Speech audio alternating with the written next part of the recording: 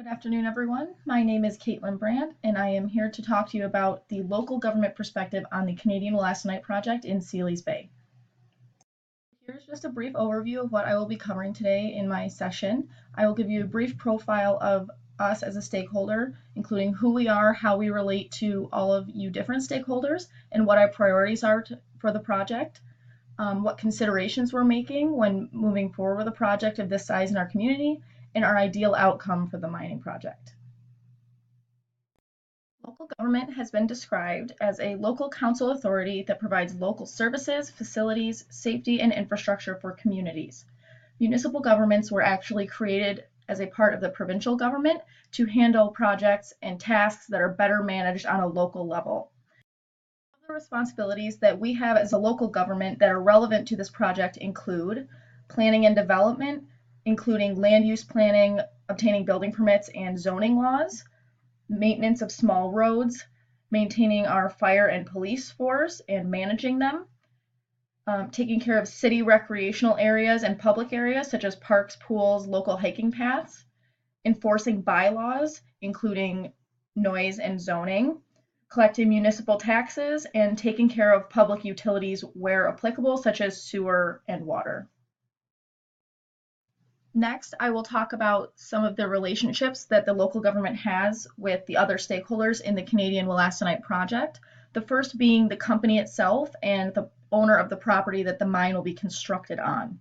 So they are coming into our community with their mining project, and we need to ensure that zoning is covered, permits are taken care of in the construction process, and that into the future bylaws are adhered to. Next, our local community consists of our residents in the community. They are part of our municipality. We always want to represent their interests, and we also want to protect the area for current residents and future generations. Next, the provincial and federal governments. Like I said before, the local governments were created by the provincial government, and therefore we are subordinate to both the provincial and federal government. And lastly, local business is part of our community too, and we want to do everything that we can to help support them and bring business their way. Before I move on to some of the considerations that the local government is making with the mine coming in, I want to let you know of our priorities for the project. The first being eco-friendliness. Because our area really relies on farming, nature, and local waterways, we want to make sure that the environment is cared for and thought for the future. Our local residents are very important to us, and we are here to serve them. We want to make sure that their voices are heard throughout the process. And economic growth. We would love to see some more jobs come into the area, bring in taxes to better serve the community, and also just create a general added value in the local area. Water was one of the first considerations that we made as a local government with the mine coming into our community. Will the flow of water change in the local area to the mine? Due to trees being taken down, changing the shape of the land surface, will the drainage pattern change? Will this affect Highway 15 nearby? Will this affect local residents? Also, how much water will the mining operation be using? Can we even provide this amount of water? Will a high rate of withdrawal from groundwater affect those around the mine, including residents and local businesses? Environment being so near and dear to our community, we also made a lot of environmental considerations. Some of these being, will the mine produce noise and air pollution in the local area? What happens if there's a chemical spill on the site? How will that be dealt with? Are there any activities on the mine site that will affect local wildlife? Will we only be removing vegetation where absolutely necessary? And will the mine be taking measures to be eco-friendly wherever possible?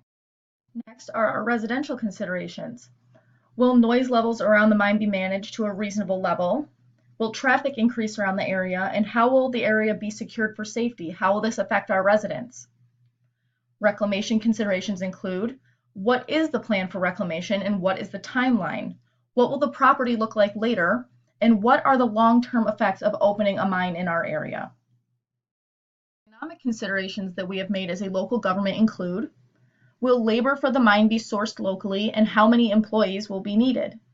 Will materials be sourced locally whenever possible? Will they be supporting local business in this way? Are there already tax structures in place for a business of this nature in our area? And what value will this add to our community?